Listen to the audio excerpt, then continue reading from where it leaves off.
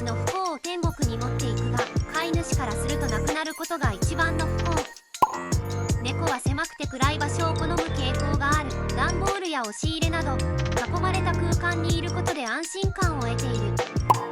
猫は本能的に高い場所に登るのが好きである。